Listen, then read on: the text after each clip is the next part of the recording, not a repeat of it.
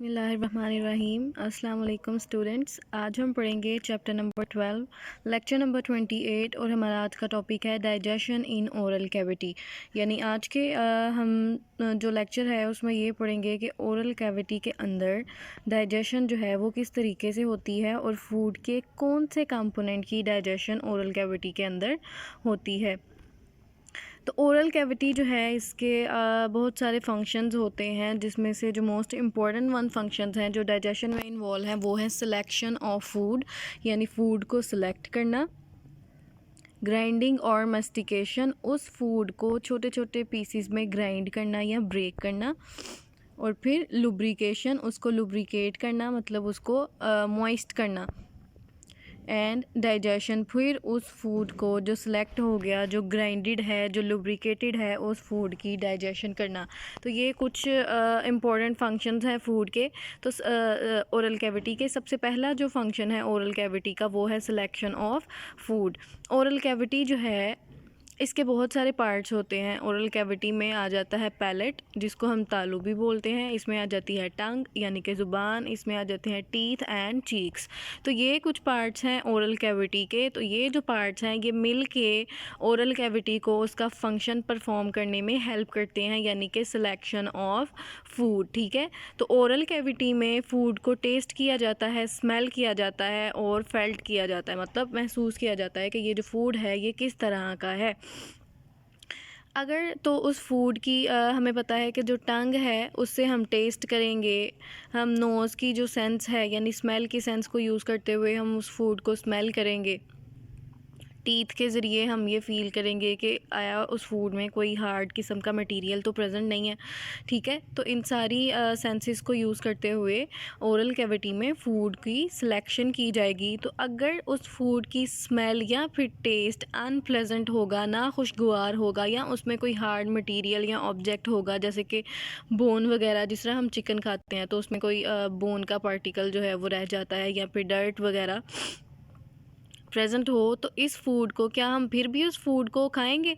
हम क्या करेंगे, उस फूड को रिजेक्ट कर देंगे। ठीक है, उसको फर्दर उसको स्वेलो नहीं करेंगे। ठीक है, तो ओरल कैविटी जो है इसका जो फंक्शन हमने कहा सिलेक्शन ऑफ फूड, तो इसमें इसको कौन कौन हेल्प कर रहा है? उसको सेंस ऑफ स्मेल भी हेल्प कर रही है, सेंस ऑफ टेस्ट भी और सेंस ऑफ साइट भी, यानी कि हमारी जो नज़र है उसके ज़रिए पहले हम उस फूड को देखते हैं कि क्या ये फूड जो है बिल्कुल ठीक है, खाने के काबिल है। तो ये सारी सेंसेस जो हैं ये भी ओरल कैविटी को उसका फंक्शन परफॉर्म करने में हेल्प आउट कर रही होती हैं।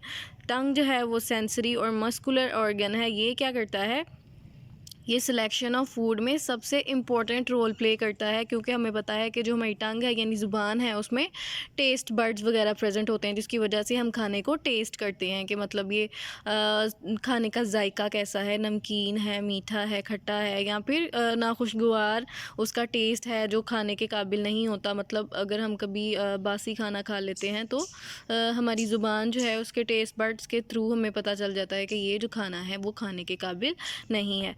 ठीक है, तो सिलेक्शन ऑफ फूड हो गई, जिसमें हमने कहा टंग इन्वॉल्व थी, साइट इन्वॉल्व थी, स्मेल इन्वॉल्व थी। तो ये सारी जो सेंसेस हैं उन सब को मिला के जो फूड है उसको हम सिलेक्ट करेंगे। फिर जो सेकंड फंक्शन आ जाता है ओरल कैविटी का वो है ग्राइंडिंग और मैस्टिकेशन।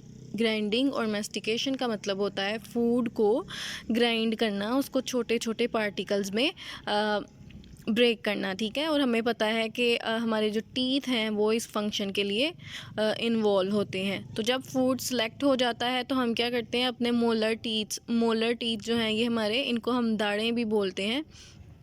तो ये वाले जो दांत होते हैं उनको हम मोलर टीथ बोलते हैं। तो ये जो मोलर टीथ हैं इनके ज़रिए हम क्या करते हैं, फूड को ग्राइंड करते हैं, उनको छोटे छोटे पार्टिकल्स में डिवाइड करते हैं। तो इसका मकसद क्या है, फूड को छोटे पार्टिकल्स में डिवाइड क्यों किया जाता है?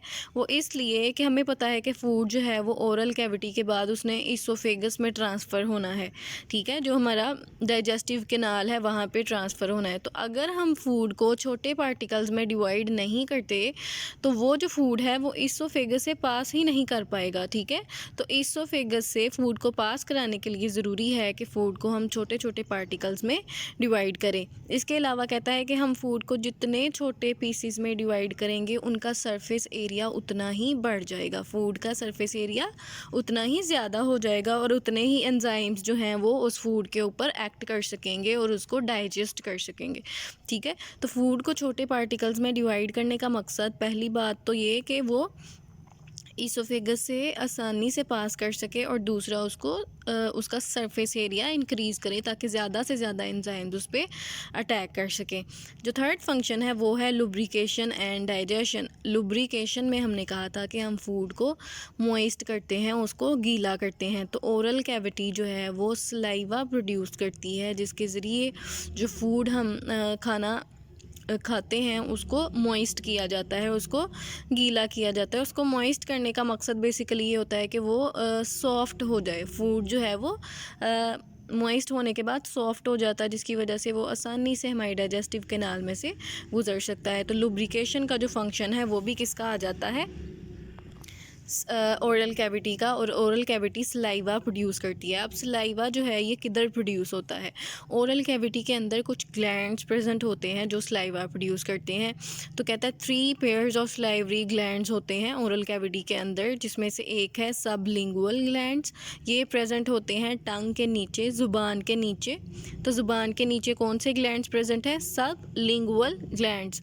फिर आ जाते हैं सब मैक्सिलरी ग्लैंड्स और ये प्रेजेंट होते हैं हमारे जॉज के पीछे, हमारे जबड़ों के पीछे भी एक ग्लैंड्स का पेयर प्रेजेंट होता है जिसको हम कहते हैं सब मैक्सिलरी ग्लैंड्स। और पैरोटिड ग्लैंड्स प्रेजेंट होते हैं इन फ्रंट ऑफ ईयर्स, हमारे जो कान हैं उनके साथ ही उनके सामने भी एक ग्लैंड्स का पेयर प्रेजेंट होता है, उसको हम बोलते हैं पैरोटिड ग्लैंड्स। तो ये 3 ग्लैंड्स के पेयर्स हैं, मतलब पेयर्स हैं तो मतलब कितने टोटल होंगे, 6 टोटल ग्लैंड्स प्रेजेंट होते हैं। ये सलाइवरी ग्लैंड्स हैं और इनका फंक्शन होता है सलाइवा को प्रोड्यूस करना।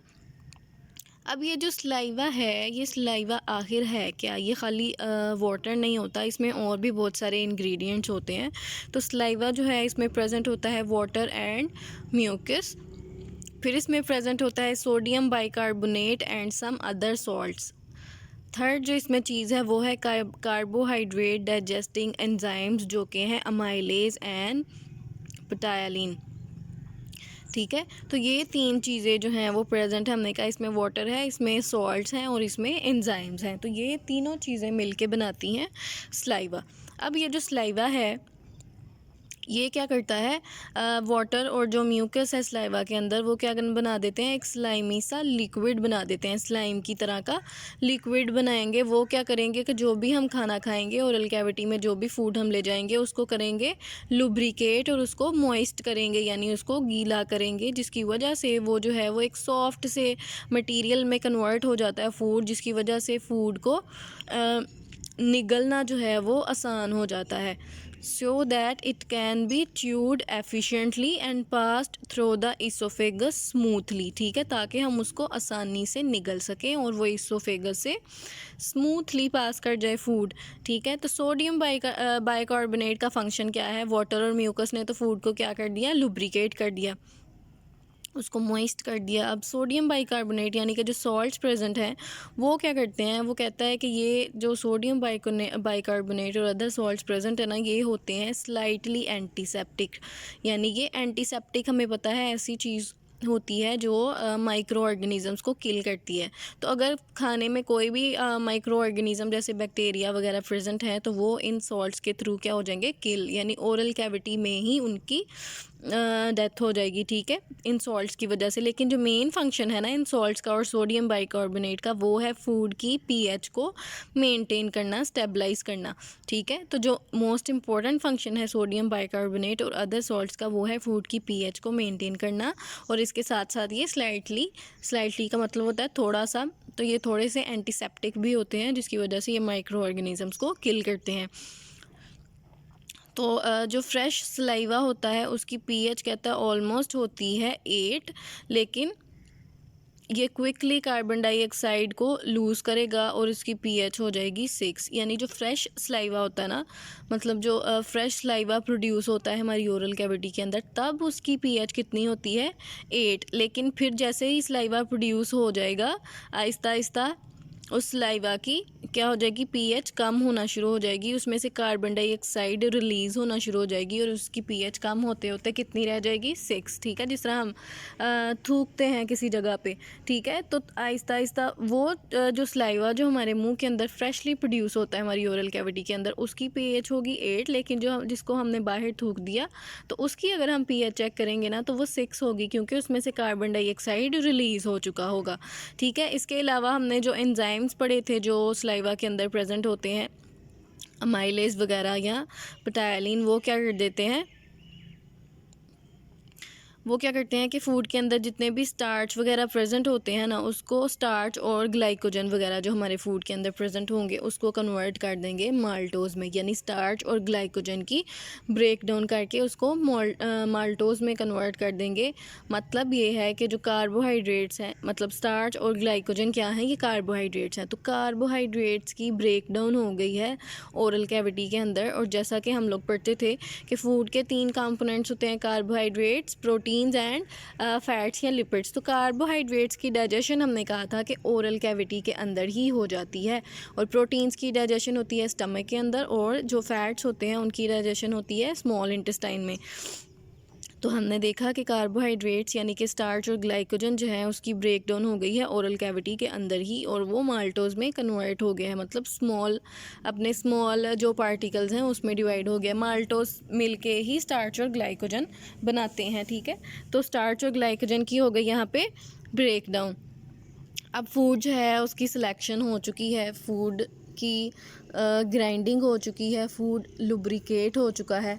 अब फाइनली बारी आती है उस फूड को स्वेलो करने की। अब वो जो फूड है वो ओरल कैविटी से ट्रांसफ़र हो जाएगा ईसोफेगस में। ठीक है, तो कहता है कि जो मैस्टिकेशन के रिज़ल्ट में फ़ूड जो है वो सॉफ्ट हो गया और पार्शली डाइजेस्ट भी हो गया, यानी उसके जो कार्बोहाइड्रेट्स थे, स्टार्च और ग्लाइकोजन, वो भी डाइजेस्ट हो गए हैं। फूड जो है वो लुब्रिकेट हो गया है और एक स्लाइमी से मटेरियल में कन्वर्ट हो गया है। फूड को ग्राइंड करने के बाद, उसको लुब्रिकेट करने के बाद, वो कहता है वो एक ओवल लंप की फॉर्म में, यानी एक ओवल लंप का मतलब होता है एक बॉल की फॉर्म में कन्वर्ट हो जाता है फूड, जिसको हम बोलते हैं बोलस। जो हमने कहा ओरल कैविटी के अंदर फूड जो है ग्राइंडिंग के बाद, मैस्टिकेशन के बाद, लुब्रिकेशन के बाद, वो एक ओरल लंप में या ओवल सी बॉल में कन्वर्ट हो गया। उस बॉल को हम क्या बोलते हैं, बोलस। ठीक है, अब ये जो बोलस है ये ट्रांसफ़र हो जाएगा ओरल कैविटी से ईसोफेगस में। ठीक है, तो जो हम कहते हैं कि ये जो फूड है वो ओरल कैविटी से जो डाइजेस्टिव कैनाल है उसमें कैसे जाएगी, with the action of tongue, यानी टंग की मूवमेंट की वजह से जो फूड है, टंग क्या करती है, अपवर्ड मूव करके फूड को धकेल देती है पीछे की तरफ, ओरल कैविटी की बैक साइड की तरफ उसको धकेल देती है। तो टंग के एक्शन की वजह से और जो फेरेंक्स के मसल्स होते हैं उनकी कंट्रैक्शन की वजह से जो फूड है वो ट्रांसफ़र हो जाता है ओरल कैविटी से ईसोफेगस के अंदर। और इस दौरान जो मसल्स होते हैं फेरेंक्स के, वो ये इंश्योर करते हैं, वो ये उसकी यकीन दहानी करते हैं कि जो फूड है वो डाइजेस्टिव कैनाल में ही जाए, वो जो रेस्पिरेटरी कैनाल है उसके अंदर ना चला जाए। हमें पता है कि हमारा जो डाइजेस्टिव कैनाल है और जो रेस्पिरेटरी कैनाल है वो साथ साथ ही होते हैं। और कभी कभी क्या होता है, जब हम एहतियात से खाना नहीं खा रहे होते, खाना खाते खाते हम बोलते हैं, तो कभी कभार क्या होता है कि जो खाना होता है वो हमारे रेस्पिरेटरी कैनाल में, ट्रैकिया में चला जाता है। ठीक है, तो इसलिए जब हम नॉर्मली खाना खा रहे होते हैं तो जो हमारा फेरेंक्स है उसके मसल जो हैं वो फूड को डाइजेस्टिव कैनाल से रेस्पिरेटरी कैनाल में नहीं आने देते। वो इस चीज़ को इंश्योर करते हैं कि फूड जो है वो डाइजेस्टिव कैनाल में ही एंटर हो। ठीक है, तो जब कहता है स्वेल्विंग होती है, जब हम फूड को निगलते हैं तो उस दौरान क्या क्या इवेंट्स हो रहे होते हैं।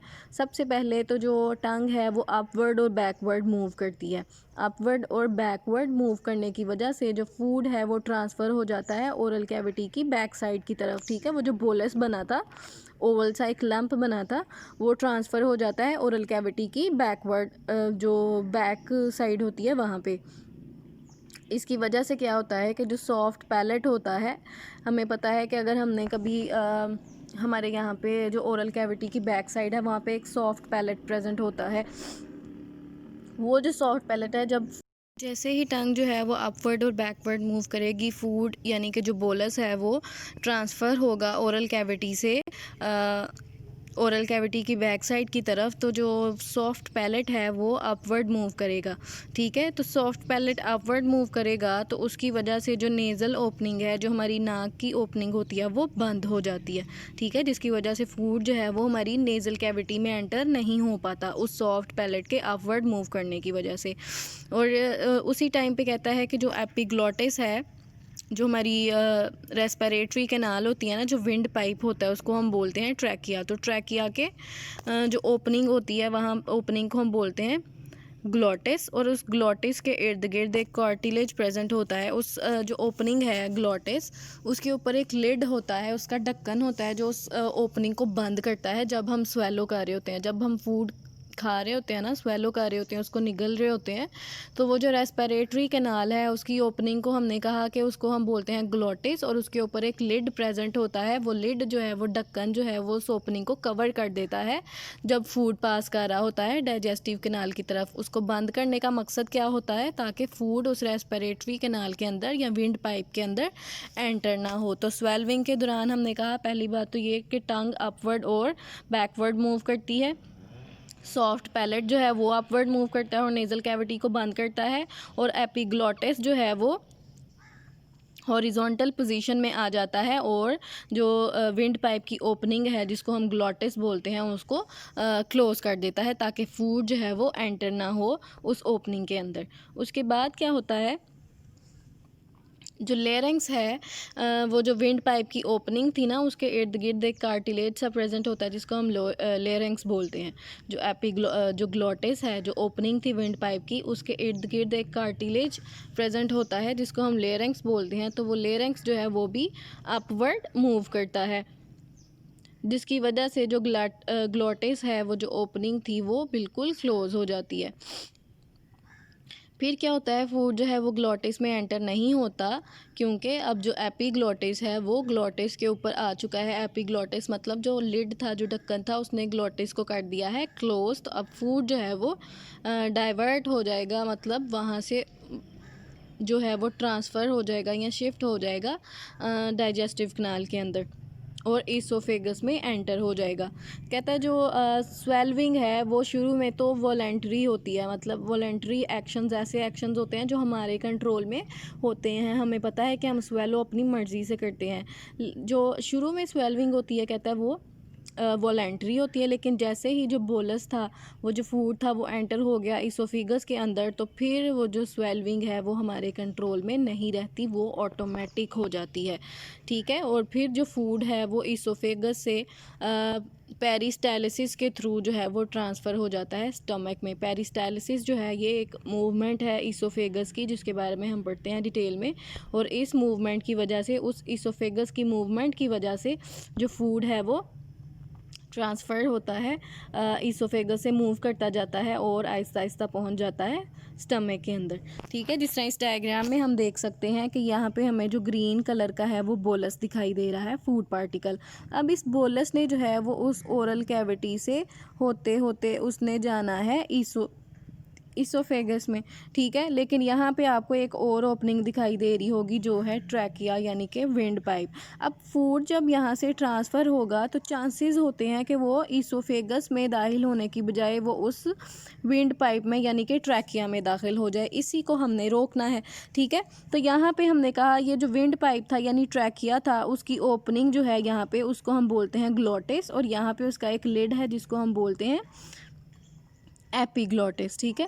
अब क्या होगा, दूसरी डायग्राम में हम देखते हैं कि अब फूड जो है ना वो ओरल कैविटी से होता होता पहुंच चुका है यहाँ पे फेरेंक्स में। फेरेंक्स से उसने चले जाना है ईसोफेगस में, ठीक है। तो इस दौरान क्या होगा, यहाँ पे जो एपिग्लॉटिस था, और यहाँ पे आप देखिए एपिग्लॉटिस बिल्कुल क्लोज हो चुका है। एपिग्लॉटिस ने ये जो ओपनिंग है विंड पाइप की, उसको बिल्कुल क्लोज कर दिया हुआ है, जिसकी वजह से फूड जो है वो स्मूथली ओरल कैविटी से ईसोफेगस में ट्रांसफ़र हो गया है, ठीक है। नेक्स्ट हम देखते हैं पेरिस्टालिसिस को। पेरिस्टालिसिस कहता है कि मूवमेंट है, characteristic movement of the digestive track by which food is moved along the cavity of the canal. ये क्या है? डाइजेस्टिव ट्रैक की एक मूवमेंट है जिसकी वजह से फूड जो है वो इस कैनाल के अंदर, डाइजेस्टिव कैनाल के अंदर मूव करता है। तो इसमें होता क्या है, जो इसोफेगस में हमें पता है सर्कुलर मसल्स भी प्रेजेंट हैं और लॉन्गिट्यूडनल मसल्स। दो तरह के मसल्स होते हैं इसोफेगस में, सर्कुलर एंड लॉन्गिट्यूडनल। तो फूड जो है जब इसोफेगस में आता है तो इसोफेगस जो है उसके सर्कुलर और लॉन्गिट्यूडनल मसल जो हैं वो क्या करते हैं? कंट्रैक्ट करते हैं। कंट्रैक्ट करने की वजह से फूड जो है वो आगे की तरफ मूव करता है डाइजेस्टिव कैनाल के अंदर।